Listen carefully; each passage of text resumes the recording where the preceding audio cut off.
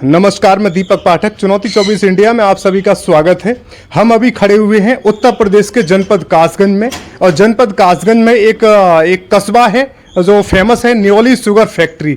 वहीं पर एक डॉक्टर हैं, डॉक्टर शिव ओम सक्सेना, और ऐसे डॉक्टर जो लाखों के कुत्ते और लाखों के तोते पालते हैं, और वहाँ पर मरीज भी आते हैं, लेकिन मरीजों के साथ साथ आपको यहाँ पर लाखों के कुत्ते और लाखों के तोते भी यहाँ पर आपको मिलेंगे। कि डॉक्टर साहब को इतना शौक है, उन्होंने अपनी दीवारों पर यहाँ पर कुछ शेरों की तस्वीर है, दिखाइए, कुछ शेरों की तस्वीर है इधर, और इधर दिखाइए, ये घोड़ों की तस्वीर है।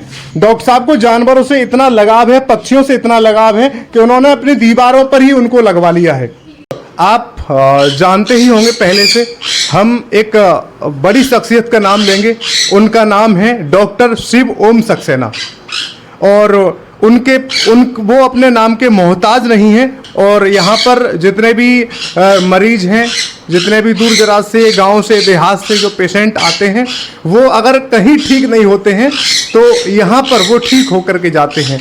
आज हम उन्हीं से मिलाने आपको जा रहे हैं और जानेंगे कि डॉक्टर की विशेषताएं क्या होती हैं, एक बेहतर डॉक्टर कैसे होते हैं, और एक अच्छे डॉक्टर की भूमिका क्या होती है।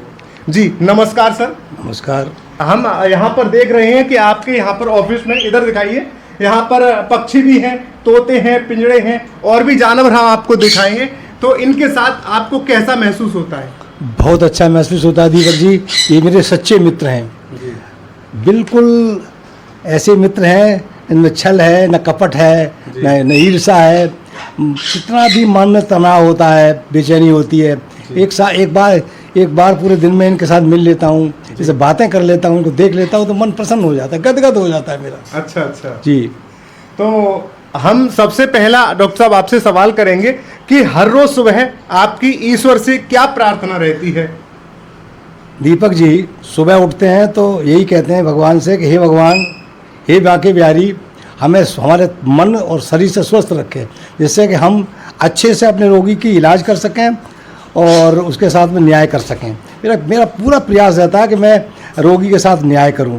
मुझे खुशी मिलती है, मुझे आत्मिक खुशी मिलती है। कभी कभी ऐसा होता है कि छोटे बच्चे हैं जी, अब छोटे बच्चे को हमने कभी इंजेक्शन लगाया उनके हिप पे, तो कभी वो टट्टी कर देता तो पूरे कपड़े हमारे सन जाते, तो हम उनको क्या करें बताओ। यही सब सोच के मान करता है, ये बच्चे तो नॉर्मल फिनोमिना है, बदल लेते हैं कपड़े और आगे का कार्यक्रम शुरू कर देते हैं। तो आपकी जो चिकित्सा कैरियर है उसमें कोई ऐसा चुनौतीपूर्ण कुछ ऐसा मामला आया जो बहुत ही चुनौतीपूर्ण रहा हो आपका? ध्यान आ रहा, अच्छे से आ रहा है। एक बार शुरू हमारी चिकित्सा की युवावस्था ही प्रारंभ थी जी दीपक जी। तो मैं जैसे ही सुबह उठा तो मैं शौच को जा रहा था, तो मैंने देखा कि एक व्यक्ति हमारे पास के किसी गांव का था, उसके एक ही बच्चा था। अच्छा। और उसकी लड़का, तो उसकी पत्नी, अच्छा वो पत्नी ही, उसका पति दूसरा था, लेकिन वो पत्नी को इसलिए रखा था कि बच्चा उसका नाम चलाएगा। अच्छा। वो संयोग से बच्चे को डिहाइड्रेशन हो गया, डायरिया हो गया, और बच्चा इतना ज़्यादा हो गया कि मरणासन हो गया। अच्छा। अब वो हमारे पास लाए, हमने देखा यार प्रेशर बनना है, सोच जाना है दिनचर्या के और काम करने हैं, उसके बाद चिकित्सा करनी है। तो उन्हें नहीं यार, पहले मन में ये आया कि इसका बच्चा ठीक होना चाहिए, ये तो मैं काम बाद में कर लूँगा, भोजन बाद में कर लूँगा, मुंह बाद में धो लूँगा, नहा भी बाद में लूँगा, और लैट्रिन भी बाद में चला लूँगा। उसी बात को मन में सजोए मैंने बैठ गया, पालती मिल के धरती पे बैठ गया। उस समय की बात है, बहुत आज से 40-50 साल की पहले की बात है। तो उस समय ये इंटरकैनुलर सेट नहीं हुआ करते थे, खाली वो लोहे की आयरन की नीडल हुआ करती थी, उसी से हम बच्चे को लगाते। इतना डिहाइड्रेशन था उस बच्चे को कि कहीं भी उसकी नस नहीं मिल रही थी। 1 साल का बच्चा था, तो मैंने कोशिश करके गले की नस में इंजेक्शन और पे पकड़ के बैठा रहा, यहाँ तक बैठा रहा कि मुझे सुबह से शाम हो गया उसका डिहाइड्रेशन मेंटेन करने में जी।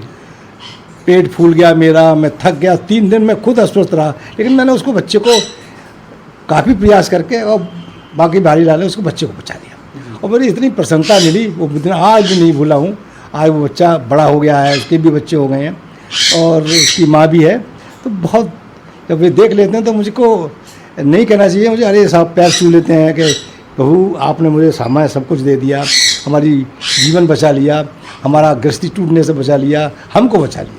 डॉक्टर साहब, आपके बारे में एक विशेषता को हमने जाना है कि आपके पास अगर कोई पेशेंट आता है तो आप उसको जल्दी से जल्दी बता देते हैं कि ये सीरियस है कि ज़्यादा गंभीर है, इसको बाहर ले जाया जाए कि यहीं ठीक किया जाएगा, आप बहुत जल्दी बता देते हैं। ये आपका बहुत ही पुराना अनुभव है। अनुभव की बात नहीं है दीपक जी, चिकित्सा में आयुर्वेद की, खासकर आयुर्वेद की चिकित्सा में जी एक चरक में एक स्थान है, इसको इंद्रिय स्थान कहते हैं जी और तो उसमें है कि अरिष्ट विज्ञान, जी तो उसमें अरिष्ट विज्ञान में है कि ये 6 दिन का अरिष्ट है कि साल भर का अरिष्ट है, तो और या 3 दिन का अरिष्ट है, घंटे भर का अरिष्ट है। बॉडी पर मरने से पहले कुछ चिन्ह या कुछ सिम्टम्स, कुछ चिन्ह ऑटोमेटिकली दिखाई पड़ने लगते हैं। अच्छा। तो अगर वो डॉक्टर जानकार है, हमारा 3 दिन का अरिष्ट है, 3 दिन का अरिष्ट में ये इस बॉडी पे सिम्टम्स होंगे, ये साइन होंगे, तो जान लीजिए कि ये 3 दिन में और जाएगा। अच्छा, कितना भी कैसा भी पेशेंट आ जाए तो उस पर कुछ चिन्ह आने लगते हैं ऐसे? वो अकॉर्डिंग टू टाइम, डेथ और टाइम, यानी कि 3 दिन में मर जाएगा, ये 8 दिन में मर जाएगा, ये घंटे में मर जाएगा, ये 24 घंटे में मर जाएगा, तो उसी हिसाब से उसकी बॉडी पे चिन्ह आने लगते हैं। ऐसा कोई आपके पास कोई पेशेंट आया जो आपको अनुभव हुआ हो कि ये 3 दिन का मेहमान है, 2 दिन का मेहमान है? कई पेशेंट, और खासकर अब आते हैं ये लोग इसलिए कि डॉक्टर साहब ये बता दीजिए कि जिएगा या मरेगा, कितने दिन में जिएगा। अच्छा। तो संयोग है और पढ़े भी हैं तो बता देते हैं, तो लोग धारणा है लोगों की, लोग मानते हैं। जी जी। तो डॉक्टर साहब, एक अगला सवाल है कि आपका जो चिकित्सा क्षेत्र है उसमें सबसे बड़ी उपलब्धि आपने कभी हासिल की हो जो आपको बहुत ज़्यादा प्राउड फील हुआ हो? कई बार, जैसे हमने आपको बताया कि बच्चों को बचाया था। एक बार ऐसा हुआ कि एक बच्चा था बहुत छोटा, कई बार एक जो बहुत छोटा था, पास के एक गांव में पटिया निकला, तो एक एरिया ऐसा हुआ कि वो लड़की जब शुरू में आती हैं तो बदायूं की एक लड़की थी, बदायूं में अफीम हुआ करती है, अब होती है नहीं होती है मुझे जानकारी नहीं, बहुत पहले की बात है।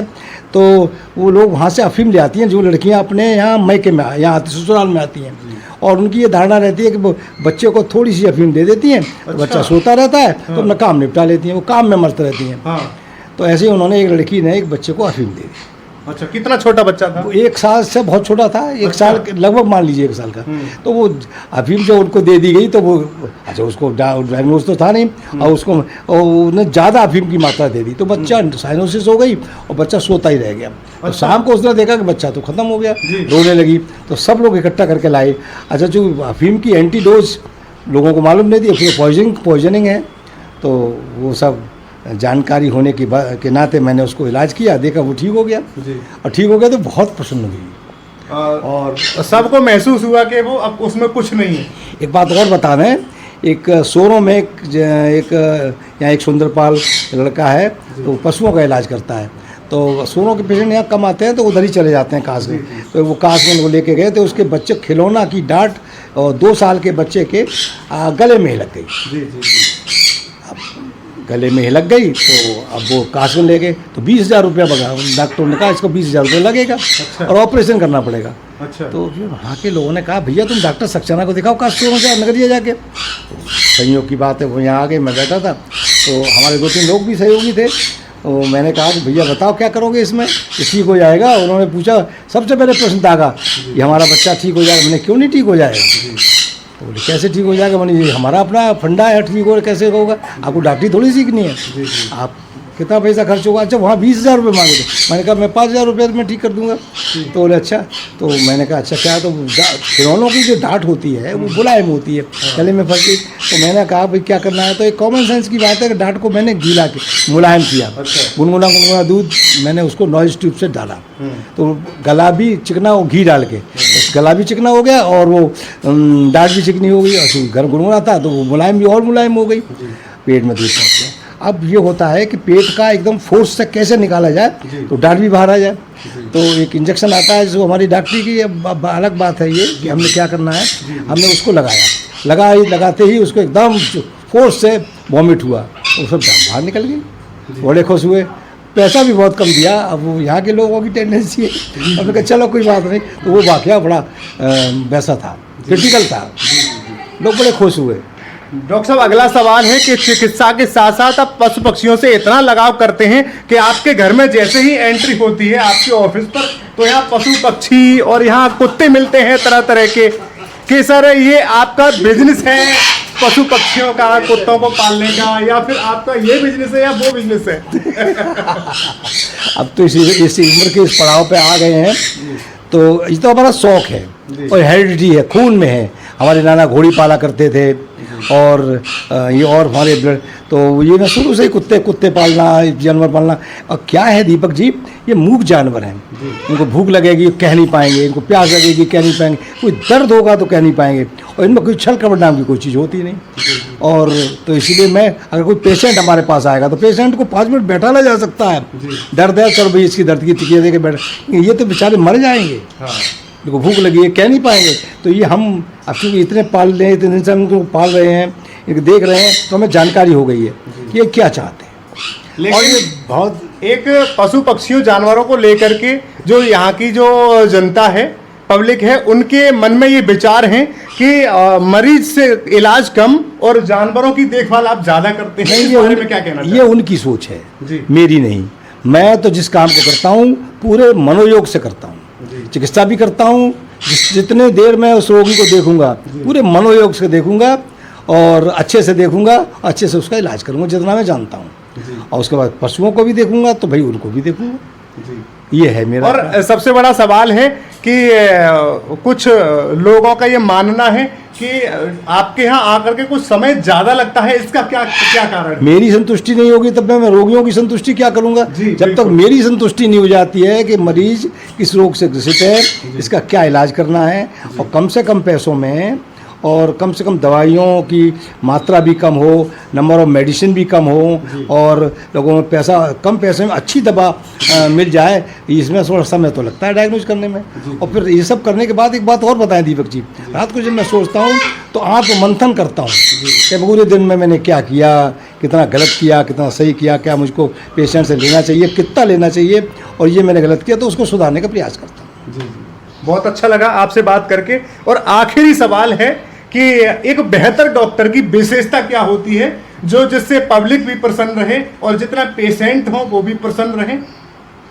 बेहतर विशेषता एक जानना चाहते हैं। दीपक जी, ये तो अलग अलग दृष्टिकोण की विषमता है जी, अलग अलग व्यूज़ हैं लोगों के। मेरा यहाँ तक अपना मानना है, वहाँ अपने कार्य के प्रति सजग और पूरी तरह समर्पित होना। अब जैसे मैंने किसी मरीज को देखा तो मैं पूरी तरह समर्पित हो जाऊंगा, यानी उसको डायग्नोज, उसका ट्रीटमेंट, उसकी देख रेख, ये सब करने के बाद अब ठीक हो ना ठीक हो ये ऊपर वाले की अपनी मर्जी है। जितना बेहतर मैं जानता हूँ उसमें मुझे करना चाहिए और करना चाहिए। ये हर चीज़ पैसे से ही नहीं होती, पैसा संसार का माध्यम है, इंसान का सब कुछ नहीं है, तो पैसे के लिए करते हैं। अब तो ये है कि मैं कोशिश ये करता हूँ कि पैसे में कम और मरीजों का हित ज़्यादा हो। इसके लिए आजकल जैसे कि चलन चल रहा है, लोग इन्वेस्टिगेशन कराते हैं, पैथोलॉजी वाले 50% लेते हैं, कमीशन लेते हैं, दूसरे डॉक्टर के पास भेजते हैं, वहाँ भी कमीशन सेट है, और मेडिकल स्टोर पर कमीशन है, MR आते हैं उनसे भी पहले तय हो जाता है। मेरा ऐसा कुछ नहीं है, मैं तो किसी को, मेरा MR भी नहीं आती, मैं तो साफ कह देता हूँ भैया तेरी दवा बहुत बढ़िया है, तेरी दवा में दम है तो चलेगी, नहीं है दवा तो नहीं चलेगी। इसमें कहने की क्या बात है, दम के ऊपर बात है। तो मैं तो ये उस डॉक्टर को क्वालिटी ऑफ डॉक्टर मैं कहूँगा कि अपने मिशन के प्रति समर्पित और ईमानदारी से काम करें, ईमानदारी से अच्छे से काम करें। और हर आदमी जब अपने से अच्छे से काम करेगा तो सब कुछ बढ़िया ही होगा। अब यह है कि आजकल है क्या Deepak ji, every person has been lost national character. अब प्रत्येक व्यक्ति ने अपना राष्ट्रीय चरित्र खो दिया है। हम सुधरेंगे जग सुधरेगा। बस इस बात की ऐसी कहावत नहीं है ये, ऐसा लोग अपने मन में धारण कर लें, कपड़े की तरह है, धर्म की तरह, तो सब कुछ अच्छा हो जाएगा। और आपका एक लगाव है ग्रंथों की तरफ, आपका थोड़ा रुझान है। अरे बड़े मजे की बात है। कुछ एक संदेश ऐसा पब्लिक को दे जाएं, जो नए युवा हैं, जो आजकल नए युवा जो नशे की तरफ भाग रहे हैं, वो गलत है, तो उनके लिए कुछ ऐसा संदेश जो उनके मन में बिल्कुल दिलो दिमाग में बिल्कुल बैठ जाए। सबसे बढ़िया बात बताऊं मैं आपको, मेरा अपना मानना है, मेरा अपना तजुर्बा है। आदमी को तनाव से और दबाव से मुक्ति मिलेगी, शरीर स्वस्थ रहेगा। उसके लिए है कि जितनी भी शरीर की नीयत हो उससे कम से कम तो भोजन करना चाहिए, और मस्त रहना चाहिए और व्यस्त रहना चाहिए। और नशे को लेकर के 2 लाइनें नशे के लिए तो अच्छा रहेगा। नशे के लिए यदि गंदी आदत है, नशा एक जैसे घुन होता है ना, घुन, पूरी बोरी में गेहूँ रख दीजिए और अगर घुन लग जाता है तो पूरी बोरी का पता नहीं लगता है कि पूरी बोरी है हमारी साथ। तो खोल कर देखते हैं तो ऐसा लगता है कि उसमें चून ही चून है, सब कुछ खा लिया। यानी किसी तरह से नशा जो है पूरी बॉडी की जो इम्यूनिटी है, इम्यूनिटी सिस्टम उसको बिल्कुल बिल्कुल ख़त्म कर देता है। ये कोड है, ये एक ऐसा एपिडेमिक बीमारी है, एक महामारी है जिसका कोई इलाज नहीं है।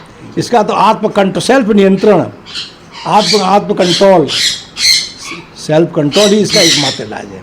हम मन में ये कहें कि ये सब गलत है तभी ये हो सकता है, अन्यथा नहीं। पंजाब इसका ज्वलंत उदाहरण है। बर्बाद हो गया पंजाब, युवा पीढ़ी बर्बाद हो गई। धीरे धीरे और प्रांतों के ऊपर चल रहा है, लेकिन ये सब अब क्या करें, हमारा दुर्भाग्य, अपना दुर्भाग्य है या देश का दुर्भाग्य है, क्या कहें। हम तो यही कहेंगे, हे प्रभु इनको अच्छी सद्बुद्धि दे और सरकार भी इसको पहल करे, अच्छा रहेगा। सब एक सवाल है, कुछ गरीब हैं जो बहुत ही ज़्यादा गरीब हैं, कोई अगर आपके पास कभी आया और उसके पास पैसे नहीं हुए। देखो भैया, मेरे अपने विचार से गरीबी है कहाँ। आप किसी शराब के ठेके पे जाकर देखिए, लाइन खत्म ही नहीं होती। मीठे की दुकान पे देखिए, मीठा खत्म हो जाता है, लाइन नहीं खत्म होती। तो गरीबी कहाँ है अपने देश में। जी बिल्कुल सही कहा।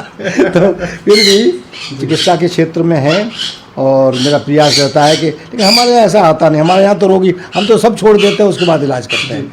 और आयुर्वेद की चिकित्सा करते हैं, बहुत बढ़िया चिकित्सा करते हैं। आयुर्वेद में है भी, कोई भी एलोपैथिक डॉक्टर रोग का इलाज कर सकता है और ठीक नहीं कर सकता। आयुर्वेद बीमारी को ठीक करती है। कहा भी है, स्वस्थ स्वास्थ्य लक्षणम आत्मस्थ विकार प्रशमनम च। स्वस्थ व्यक्ति के स्वास्थ्य की रक्षा करना और रोगी व्यक्ति के रोग का निवारण करना। हींग, जीरा, काली मिर्च, धनिया, these are also Ayurvedic medicine which take every person from a long time, from a युगाज।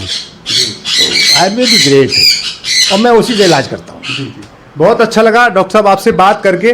Doctor साहब ने एक बहुत अच्छी बात बोली कि गरीबी अब कहीं नहीं रह गई है, लेकिन कुछ लोग हैं जिनके पास दवाइयों के पैसे नहीं होते हैं, लेकिन जब ठेके पर जाते हैं शराब लेने के लिए तो उनके पास पैसे कहीं ना कहीं से आ ही जाते हैं। तो डॉक्टर साहब का एक कहना का कहीं ना कहीं संदेश है कि नशे से दूर रहें, अपने को स्वस्थ रखें। और डॉक्टर साहब की बातों से आपने जाना, जो कुछ सीख आप लेना चाहेंगे तो आप ले सकते हैं। जी, मोबाइल से ज़्यादा हम पुस्तकों में घुसे हैं। जी, मैं अब भी 8 घंटे अध्ययन करता हूँ, चाहे वो ऐतिहासिक अध्ययन हो, चाहे वो धार्मिक अध्ययन हो। डॉक्टर साहब के 5 पुस्तकें अभी देखो, ये काफी पुस्तकें रखी हुई हैं यहाँ पे। भगवद गीता है जी, भगवद गीता और ये देखिए ये रेड बुक है, ये आयुर्वेद की किताबें हैं। और आप सोचेंगे ये भारत का संविधान है। मैंने इतनी उम्र में इस समय लॉ में एडमिशन लिया है। लॉ में आपने अभी लॉ में एडमिशन लिया है? लॉ में ये देखिए, ये मैं स्कूल का, देखो मेरा आई कार्ड है जी। और अभी आपने लॉ में एडमिशन लिया है? ले लिया और डॉक्टरी, मैं मेडिकल ग्रेजुएट तो हुई जी जी। अब मैं लॉ ग्रेजुएट हो जाऊंगा, क्या है। अच्छा। शिक्षा तो वैलिड है। जी जी बिल्कुल।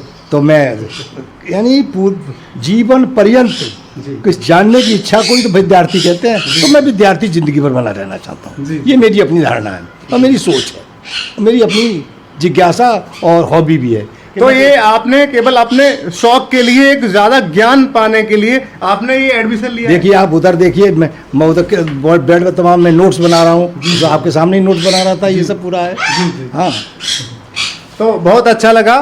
पढ़ने की कोई उम्र नहीं होती है और हम जितना हमारे पास ज्ञान हो वही अपूर्ण रहता है। पूर्ण ज्ञान नहीं मिल पाता है, पूर्ण हो ही नहीं सकता है। तो कुछ हम सीख ले सकते हैं। डॉक्टर साहब ने बोला अच्छे मार्गों पर चलें, और डॉक्टर साहब के पास काफ़ी ग्रंथ रखे हुए, यहाँ पे भारत का संविधान है, भगवत गीता है, और इसको देख करके आप लगा होगा कि डॉक्टर साहब कितने सरल हैं, सहज हैं। जी, इसी के साथ हम अपनी बारी को विराम करते हैं। अगली वीडियो में फिर मिलेंगे। नमस्कार।